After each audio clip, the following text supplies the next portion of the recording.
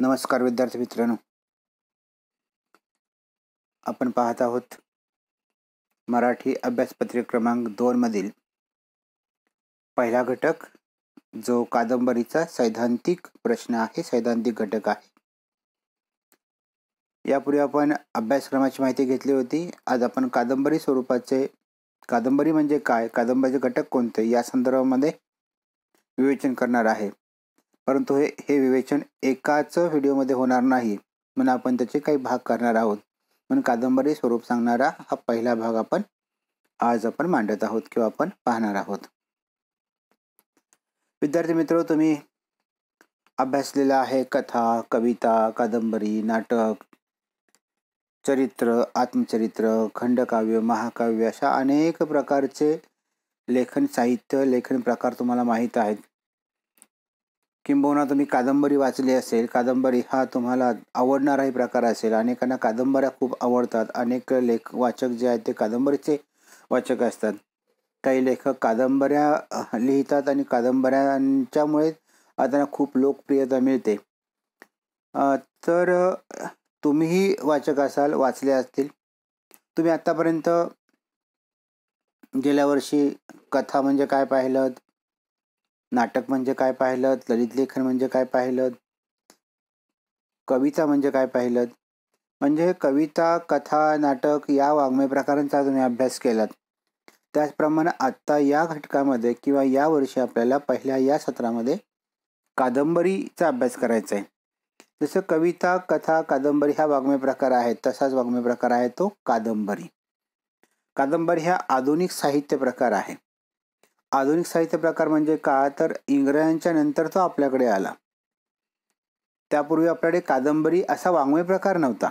कादंबरी शब्द आपला आहे, पण कादंबरी प्रकार, लेखन प्रकार आपला नव्हता. प्राचीन मराठीमध्ये आपल्याला जसं ओवी, अभंग, भारूड, श्लोक अशा प्रकारचे लेखन प्रकार दिसतात.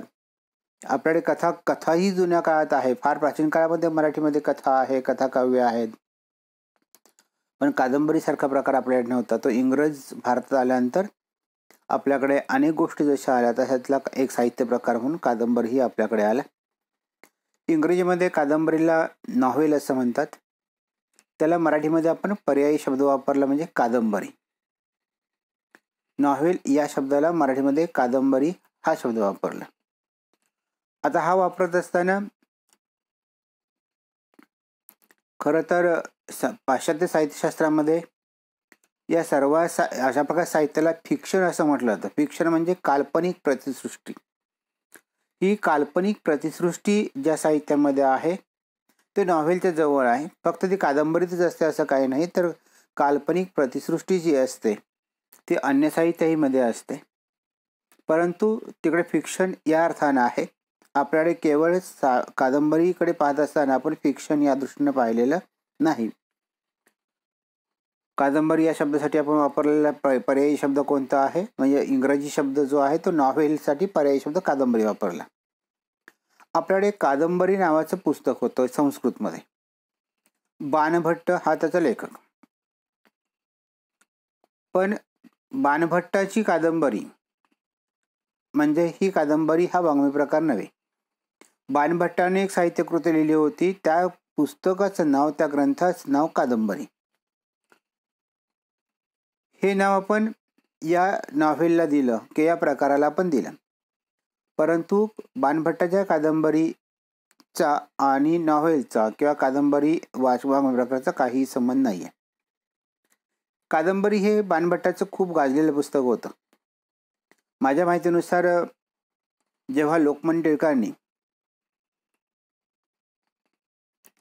आपल्या बाबांच्याकडे पुस्तक वाचण्याचा हट्ट धरला, तर बाबाचे पुस्तक वाचत होते ते होतं कादंबरी. आणि त्यासाठी त्यांच्या बाबांनी, वडिलांनी अट घातली होती की तू एक गणित सोडवलंस तर मी तुला पुस्तक वाचायला देईन. तेव्हा लोकमान्याने ते गणित पटकन सोडवलं आणि ती कादंबरी वाचली किंवा वाचायला घेतली. तर ही एक फक्त माहिती. तर बाणभट्टांनी कादंबरी नावाची कलाकृती लिहिली होती, साहित्यकृती लिहिली होती. हेच नाव आपण या वाङ्मय प्रकाराला दिलं. मराठीमध्ये कादंबरीची सुरुवात कधी झाली? साधारणतः 1805 मध्ये आपल्याला एक यात्रिक क्रमण नावाचं पुस्तक दिसतं. हरी केशवजी पाठारे हे त्याचे लेखक. यात्रिक क्रमण, लेखक हरी केशवजी असेही म्हणतात. हरी केशवजी पाठारे हे पूर्ण नाव, पण प्रचलित नाव, ओळखीचं नाव हरी केशवजी. पण हे मराठीमधलं कादंबरीसारखं वाटणारं पुस्तक आहे, पण ते भाषांतरित आहे. ही कादंबरी नाही मराठीमधली. पिलग्रिम प्रोग्रेस, एक प्रवासी प्रवास करतो आहे आणि मग त्याची माहिती या पुस्तकामध्ये आहे. पिलग्रिम प्रोग्रेस या पुस्तकाचं मराठी भाषांतर यात्रिक क्रमण या नावानं केलं. पण ही मराठी कादंबरी नाही. कादंबरीसारखी वाटणारी दिसली तरी ती कादंबरी नाही आहे. म्हणून मग मराठी कादंबरीचा पहिला मान जो जातो तो यमुना पर्यटन या कादंबरीला. मराठीतील ही पहिली कादंबरी इसवी सन 1857 मध्ये लिहिली. यमुना पर्यटन, बाबा पदमनजी हे त्याचे लेखक. यमुना आणि तिचा पती उत्तर भारत, दक्षिण भारत अशा हा पूर्ण भारताचा प्रवास करतात. आणि हा प्रवास करत असताना भारतातील स्त्रियांचं जीवन कसं आहे या संदर्भात ही अत्यंत मौल्यवान असणारी कादंबरी आहे. काळ जुना आहे, त्या काळाच्या अनुषंगाने केलेली मांडणी आहे. त्यामुळे 1857 मध्ये मराठीमधली पहिली कादंबरी जी आहे ती म्हणजे यमुना पर्यटन. याच नंतर पाठोपाठ काही कादंबऱ्या येत गेल्या. लक्ष्मणशास्त्री हार्बेंची मंजू घोषा आली, मुक्तामालासारख्या कादंबऱ्या येत गेल्या. मराठी कादंबरीचा विकास होत गेला. आज तर मराठी साहित्यामध्ये असंख्य कादंबऱ्या आहेत की सर्वाधिक जर काय असतील तर कादंबऱ्या आहेत. आपण ह्या कादंबऱ्या म्हणतो, पण कादंबरी नेमकं काय असते, कादंबरीचं स्वरूप कसं असतं हे आपल्याला पाहायचं आहे. म्हणजे कादंबरी वाचली तरी कादंबरीचं स्वरूप किंवा सैद्धांतिक माहिती असेलच असं नाहीये. म्हणून आज या घटकामध्ये किंवा या भागामध्ये आपण पाहणार आहोत कादंबरीच्या काही व्याख्या. पाश्चात्य कादंबरीचा जनक फिल्डिंग असं म्हणतो की गंभीर वातावरण नसलेलं गद्य महाकाव्य म्हणजे कादंबरी. व्याख्या लक्षात घ्या. तो काय म्हणतो की गंभीर वातावरण नसलेले गद्य महाकाव्य. यातल्या प्रत्येक शब्दाला आपण जर अधोरेखित केलं तर आपल्या लक्षात यायला लागेल की कादंबरी म्हणजे काय, तर कादंबरी म्हणजे महाकाव्य. आता महाकाव्य आणि कादंबरीचा फरक काय आहे, तर महाकाव्य म्हणजे आपण रामायण महाभारत महाकाव्य म्हणतो, खूप मोठी असणारी. महाकाव्यामध्ये संपूर्ण जीवन येतं. मानवी जीवनामधल्या अनेक घटनांचं वर्णन त्याच्यामध्ये असतं, सविस्तर वर्णन असतं, प्रचंड मोठा असणारा असे ग्रंथ आपण मानतो हे. तर महाकाव्य ही खूप मोठी असतात. आकारानं जशी मोठी असतात तसं ती त्यामध्ये जे वर्णन केलेलं असतं ते सुद्धा सूक्ष्म आणि खोलवर असणार आहे. आता कादंबरीला जेव्हा फिल्डिंग महाकाव्य असं म्हणतो तेव्हा त्या पाठीमागे त्याच म्हणण्याचं हेतूच असा आहे की महाकाव्यासारखं विस्तृत विवेचन करणारा, विस्तृत लेखन करणारा, विस्तृत माहिती देणारा, सूक्ष्म प्रकारचं वर्णन करणारा असा जो ग्रंथ आहे. तर अशा प्रकारचे लेखन. मात्र मुख्य भेद जो आहे तो महाकाव्य ही पद्यामध्ये असतात आणि कादंबरी ही गद्यामध्ये असते. कादंबरी कधी पद्यामध्ये नाहीये. आपण काही कथा काव्य बघतो, काही कविता आहेत, ते काव्य. तर काव्य जे आहे ते काव्य वेगळं आणि गद्य वेगळं, म्हणजे गद्य आणि पद्य. महाकाव्य ही पद्य असतात आणि कादंबरी हे गद्य असतात. हा त्यातला मुख्य भाग आहे. हा मुख्य भेद जरी लक्षात घेतला तरी सुद्धा महाकाव्य पद्य, कादंबरी इथं चुकीनं पद्य झालं, ते कादंबरी गद्य असते असं म्हणायचंय. आणि आता काय नसलेलं, तर गंभीर वातावरण नसलेलं. म्हणजे कादंबरीतलं वातावरण जे आहे, म्हणजे स्थल काल दर्शन वगैरे असणारं वर्णन जे केले ते गंभीर असणार नाहीयेत असं तो म्हणतो. म्हणजेच ते आनंदी असले पाहिजेत, म्हणजेच ते मनोरंजन असलं पाहिजे, म्हणजे ते कलात्मक असलं पाहिजे, म्हणजेच ते काल्पनिक असलं पाहिजे. मग आपण फिक्शन सारखा शब्द वापरला.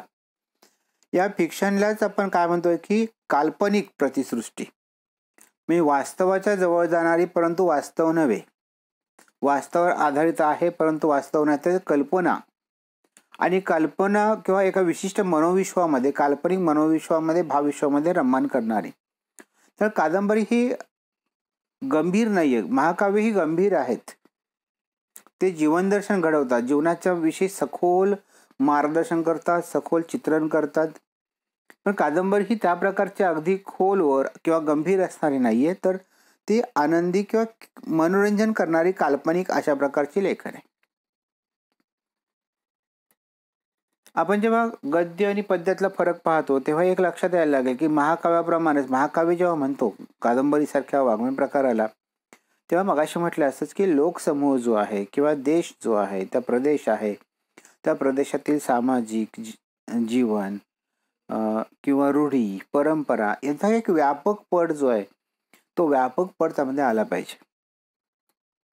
आपल्याला सांगायचं आहे, एखादी गोष्ट मला सांगायची, मी 1 मिनिटात सांगतो, 2 मिनिटात सांगतो, पण मला असं काय सांगायचं आहे की ते भरपूर आहे. आणि ते भरपूर सांगायचं असेल तर आपल्याला छोटासा साहित्य प्रकार उपयोगाचा होत नाहीये. म्हणजे कवितेमध्ये मी माझी एखादी भावना व्यक्त करतो, ए रे रे पावसा तुला देतो पैसा, म्हटलं ना की असं एखादी भावना, पावसाविषयीची एक भावना, आणि ती ही 5-6 ओळींच्या मध्ये किंवा 8-10 ओळींच्या मध्ये आपण ती मांडतो. पण एवढ्यातच पाऊस आहे का? पावसाचं अधिक वर्णन करता येणार नाही का आपल्याला? भरपूर करता येईल ना. पाऊस कसा पडतो, पावसाचा परिणाम काय होतो, महापूर कसे येतात, महापुराने हानी कशी होते, अनेक गोष्टी, अनेक घटना, लोकजीवनावर होणारा परिणाम कसा असतो.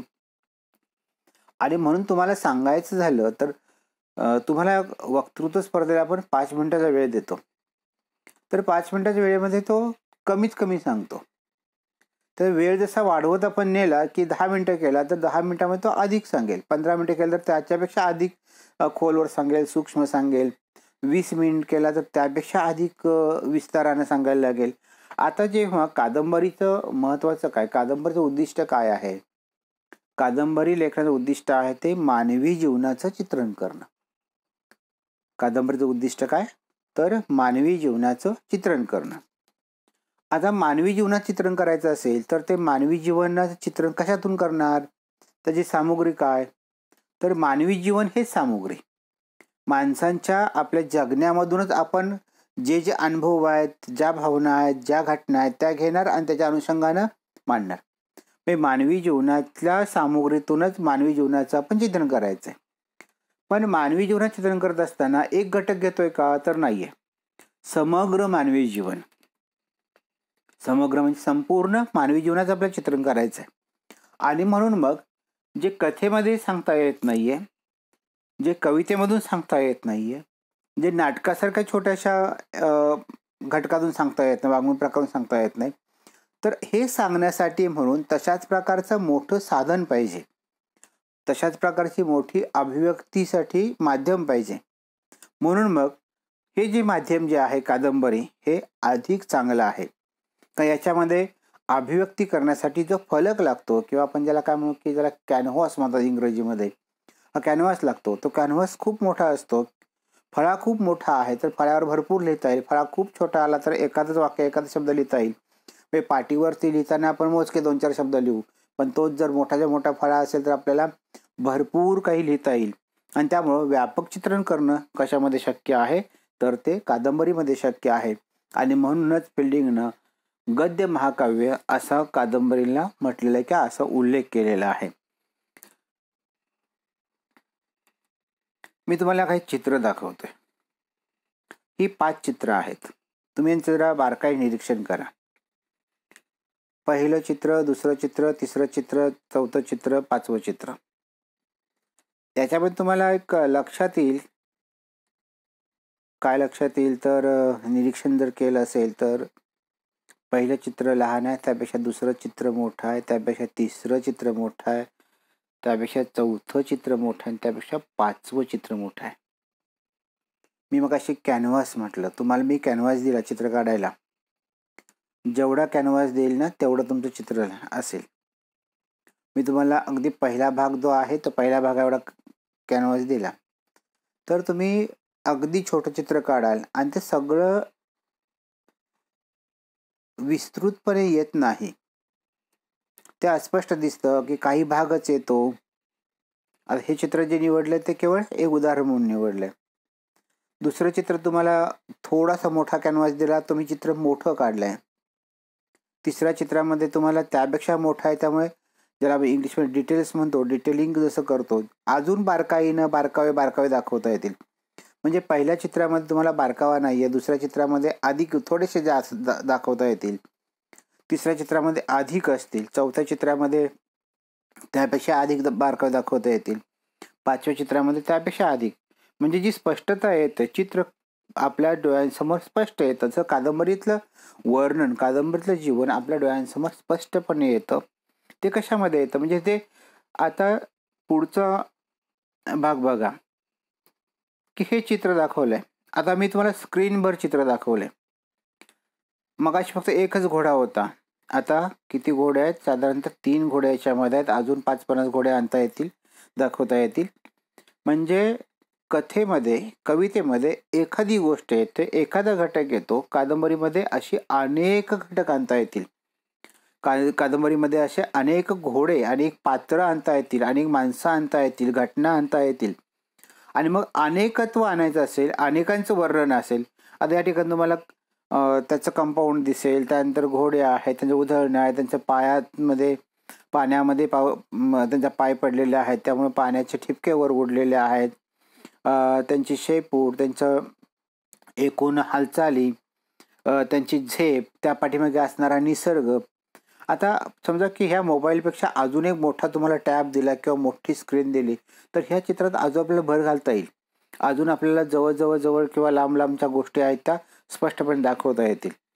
म्हणजेच मग तुमच्या लक्षात येईल की पहिल्या चित्रापेक्षा 5व्या चित्रामध्ये आपल्याला अधिक दाखवता येतं. म्हणून मग आपण पुढे जातो तेव्हा हे एक दुसरं चित्र तुमच्या समोर मी ठेवतोय. याच्या खाली मी काही शब्द लिहिलेले आहेत.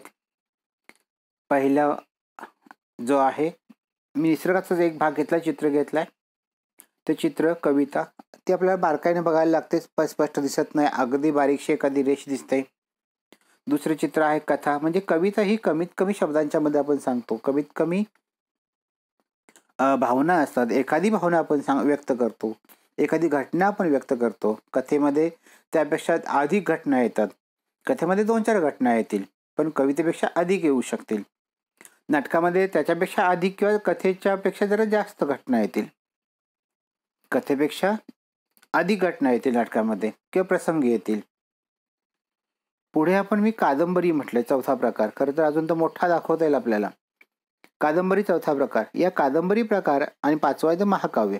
महाकाव्य सारखे असणार आणि महाकाव्याच्या जवळ जाणे. म्हणजे महाकाव्य जसं हे चित्र आपण जर मोठं केलं तर आपल्याला असं लक्षात येईल की तुम्हाला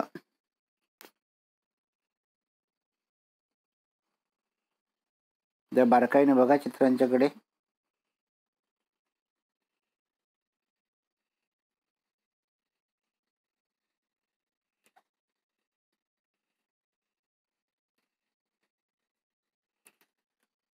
तुम्ही हे चित्र पाहिल्यानंतर तुमच्या लक्षात आलं असेल की पहिल्यापेक्षा चौथ्या चित्रामध्ये आपल्याला ती चित्र जी आहे ते स्पष्ट येतं, अगदी डिटेल्स येतात, जास्त येतं पहिल्यापेक्षा. पहिल्याला पण कविता म्हटलं, दुसऱ्याला कथा म्हटलं, तिसऱ्याला नाटक म्हटलं, चौथ्याला कादंबरी म्हटलं आणि 5वं महाकाव्य. महाकाव्य तर विशालच आहे, विस्तृतच आहे. त्याच्यामध्ये अजून वस्तू येतील, अजून व्यक्ती येतील, अजून पदार्थ येतात, अनेक घटक येतील, एकमेकांच्या भावनांच्या आंतरसंबंध असतील. संपूर्ण आपण सांगू शकतो ते कशामध्ये, तर महाकाव्यामध्ये. तसंच कादंबरीतही आपल्याला विशालत्व आहे, समग्र आहे, संपूर्ण सांगता येतं. तेव्हा तुम्ही या चित्रांच्या आकारात बघत गेलात तर ते वाढलेले जेव्हा दिसतात तेव्हा त्याचं कारणच असं आहे की कथेमध्ये, कादंबरीमध्ये, कथेमध्ये, कवितेमध्ये, नाटकामध्ये जे आपल्याला कमी सांगता येतं त्यापेक्षा अधिक सांगायचं असेल, संपूर्ण मानवी जीवन सांगायचं असेल तर ते कशा सांगता येतं? कादंबरीमध्ये सांगता येतं. आणि म्हणून ते महाकाव्यासारखंच आहे, महाकाव्याच्या जवळ आहे. आता हे स्क्रीनवर ते चित्र दाखवलं, तुम्हाला प्रत्येक बिंदू दिसतोय त्याच्यामध्ये, की पहा पाठीमागा निसर्ग, तो धबधबा, धबधब्याचं पाणी, त्याचं पडलेलं प्रतिबिंब, आजूबाजूची झाडं, त्यांची पानं, या सगळ्या गोष्टी आहेत. त्याच्या आजूबाजूला दगड आहेत. म्हणजे तुम्हाला हे चित्र, आता कॅनव्हास बदलला, मग अशी एवढा छोटासा चौकोन होता, आता तो मोठा केला. मोठं माध्यम मिळालं की आपण काय करतो? भरपूर सांगू शकतो. आणि त्यामुळे तुम्हाला इथे स्पष्ट दिसेल की त्याची लांबी किती आहे, रुंदी किती आहे, खोली किती आहे, काय काय आहे त्या पाण्यामध्ये. त्या पाण्यात पडलेले प्रतिबिंब आहे, झाडांचे प्रतिबिंब आहे, सावल्या आहेत. या सावल्यांच्या समजा अजून मोठी स्क्रीन जर केली तर काय होऊ शकेल की आपल्याला अजून ते स्पष्ट व्हायला लागेल. म्हणजे जेवढा मोठा कागद, जेवढा मोठा आपल्याला अवकाश मिळेल तेवढं आपल्याला भरपूर सांगता येतं. बरोबर आहे. तुम्ही बाजारात जात असताना बाजारात जर 5 किलोचे धान्य आणायचं असेल तर पिशवी किती किलोची न्याल तुम्ही? तर पिशवी 1 किलोची घेऊन जाल का? नाही घेऊन जाणार. 5 किलो असेल तर किमान आपल्याला 5 किलो ते 6 किलो, म्हणजे 4 किलोची पिशवी चालणार नाही आणि 3 किलोची चालणार. एक तर ती 5ची असली पाहिजे किंवा 6ची असली पाहिजे. तुम्हाला 100 किलो धान्य आणायचं असेल तर तुम्हाला ते पोतं घेऊन जावं लागेल ज्याच्यामध्ये 100 किलो धान्य बसेल, किंवा जे माध्यम आहे. म्हणजे सुद्धा याचाच अर्थ आहे, तुम्हाला जे सांगायचं आहे ते कमी सांगायचं असेल तर कवितेतून सांगू शकतो, त्यापेक्षा अधिक सांगायचं असेल तर कथेतून सांगू शकतो, त्यापेक्षा अधिक सांगायचं असेल तर नाटकातून सांगू शकतो, त्याच्यापेक्षा अधिक सांगायचं असेल तर आपण कादंबरीतून सांगू शकतो. मग कादंबरी हा अभिव्यक्तीचा विस्तृत पट मांडण्याचा एक वाङ्मय प्रकार आहे. म्हणून कादंबरी आपल्याला लोकप्रिय पाहायला मिळते, की कादंबरीला आपण जे महाकाव्यासारखं म्हटलं तर त्या पद्धतीने. म्हणजे खूप मोठा, तुमची वही 100 पेजेस आहे तर 100 पेजेसला त्या पानामध्ये तुम्ही लिहिणार. तुम्हाला मी 500 पानांची वही दिली तर तुम्ही काय कराल? 500 पानांचं लिहाल. म्हणजे 500 पानांचं मध्ये लेखन करतो ते विस्तृत येणार. प्रत्येकाची वर्णनं तुम्हाला सूक्ष्म सूक्ष्म सूक्ष्म करता येतील. बारका बारकाने तुम्ही बारीक बारीक बारीक बारीक सांगू शकाल किंवा अगदी सूक्ष्म वर्णन करू शकाल. अनेक रंग तुम्ही उलगडून दाखवू शकाल मानवी जीवनाचे. तर हे आहे कादंबरीचं स्वरूप. कादंबरीच्या आणखीन काही व्याख्या आहेत. या व्याख्यांच्या मध्ये एक व्याख्या अशी आहे की हृदयांतरंगाचे आविष्करण किंवा मानवी हृदयाचा सूक्ष्म कलात्मक अभ्यास. ही व्याख्याची आहे ती मनोविश्लेषणाच्या पातळीवरची व्याख्या आहे. मनोविश्लेषणाच्या पातळीवरची व्याख्या आहे. म्हणजे कादंबरीत काय असतं तर आपल्या हृदयाच्या अंतरंगाचं आविष्करण असतं. आविष्करण म्हणजे प्रकटीकरण. बरोबर. आविष्करण म्हणजे प्रकटीकरण, आपण व्यक्त करतो. किंवा मानवी हृदयाचा सूक्ष्म अभ्यास. आता मानवी हृदयाचा म्हणजे आपण डॉक्टर आहोत का? तर नाही आहे. हृदयाचा अर्थ भावनांचा. डॉक्टर अभ्यास करतील तेव्हा ते प्रत्यक्ष हृदय घेतील आणि हृदयाचा करतील. आपण जो इथं अभ्यास करतो आहोत किंवा आपण जे पाहतो आहोत ते काय? मानवी हृदय म्हणजे मानवी भावनांचा. आता भावना एक प्रकारच्या आहे का? तर नाही, अनेक प्रकारच्या भावना आहेत. त्या घटनांच्या प्रमाणे त्या भावनांचं स्वरूप बदलतं. माणसं कोणती भेटतील त्याच्या अनुषंगाने आपल्या भावना बदलतात. आपले स्थायी भाव आहेत. आपल्या मनामध्ये अनेक रस तयार होतात. घटनेच्या अनुषंगाने आपण तसं वागायला लागतो. आपलं वर्तन वेगळं असतं. म्हणून मग एकच प्रकारचं वर्तन सगळी माणसं करत नाहीत. सगळा समाज वेगळ्या प्रकारचं वर्तन करत असतो. प्रत्येकाच्या भावना वेगळ्या आहेत. आता कुणाला तरी पाऊस पडतो म्हणून आनंद वाटायला लागेल, पण ज्याच्या झोपडीमध्ये पाणी गळतं आहे, राहायला जागा नाहीये, झोपायला जागा नाहीये, चूल विजते आहे, तो पावसाकडे वेगळ्या दृष्टीने बघायला लागेल. लहान मुलं छानपैकी पावसामध्ये भिजतील तेव्हा त्यांना गरिबी म्हणजे काय, सुख म्हणजे काय, दुःख म्हणजे काय हेच कळणार नाही, फक्त पाण्याचा आनंद घेतील. म्हणजे प्रत्येकाचं आविष्करण वेगवेगळं असतं, भावनांचं आविष्करण वेगवेगळं असतं. कोरोनाबद्दल आपण आता बोलायला लागलो तर कोरोनाबद्दल प्रत्येकाची मतं वेगळी आहेत. कोणी घाबरतो, कोण भीतो, कोणी म्हणतो काय व्हायचं ते होऊ दे, कोण बिनधास्त आहे, कोण त्याच्यावर जगण्यासाठी प्रयत्न करतो, मात करायचा प्रयत्न करतो. म्हणजे प्रत्येकाच्या भावना वेगळ्या, तुमच्याही भावना वेगळ्या असतील. परीक्षा व्हाव्यात की होऊ नयेत याबद्दलची मत वेगळी आहेत. म्हणजे मग आपल्या हृदयामध्ये ज्या प्रकारच्या भावना येतात त्या भावनांचं आविष्करण करणं. आविष्करण म्हणजेच लक्षात घ्या की प्रकटीकरण. तुम्हाला व्यक्त करायचं आहे. समजा तुम्हाला एखादी कविता लिहायची असेल तर प्रत्येकाची कविता वेगळी असते. प्रेम कविता लिहायची आहे तर प्रेम हा एकच विषय सगळीसारखा असतो, परंतु प्रत्येकाचं मांडणी वेगळी असते, प्रत्येकाचे सांगणे वेगळे असते.